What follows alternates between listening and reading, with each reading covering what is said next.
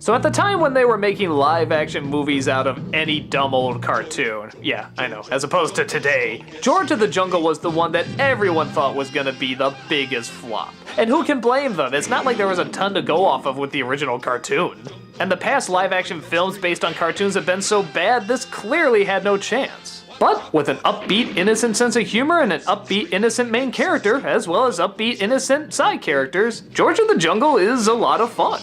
Is it die-hard hilarious? No, but as kids' movies go, this has a lot of stuff about it that's pretty unique. Ursa and her fiancé are on an expedition into the jungle. At some point they get separated and she comes across a wild man named George, played by Brendan Fraser. This is obviously a Tarzan knockoff, but it has a few other twists to it. For example, he doesn't really have a pet dog like most people has, he has a pet elephant. Yet, strangely enough, it still acts like a dog. And not only can he communicate with the apes, but the apes can communicate with people. In fact, they're kind of geniuses. One of them voiced by John Cleese. Ursa wants to show George the human world, and George wants to show Ursa the ape world, and we find out that the fiancé is actually a bad guy and he has this evil plan, and oh, it doesn't matter. And I don't mean that in an insulting way, I mean that in the way that literally the film doesn't care much either. The narrator keeps interrupting that it's all fake, it's all a film, and it's here for jokes, and yeah, it sort of works that way and it works well.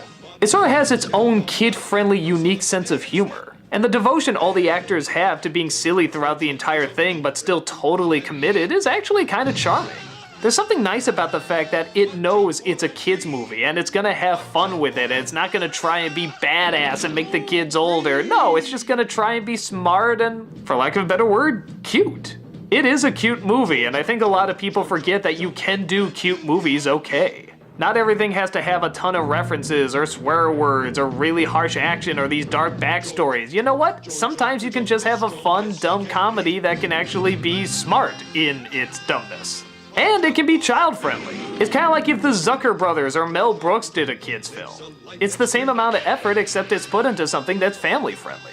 Now, as I said before, not every joke works. In fact, there's a lot that really die and don't go anywhere, and you sort of say to yourself, yeah, you could have cut that. But shortly after, you see about 5 other jokes that do work, and you kind of forget about them. And the actors, as well as the narrator, are so good at carrying you from one joke to another that it just feels like fun. You don't want to rate every joke or judge the story or the pacing or anything, you just kind of sit back and enjoy it. And that's the kind of experience I had. I don't think it's a big staple for comedy or anything, but for a movie that clearly should have been dead on arrival, it's actually very enjoyable. Kids love it, adults seem to like it, what's not to enjoy? I mean, aside from that catchy-ass theme song that'll never leave your head. Nah, screw it, I enjoy that too. George of the jungle, friend to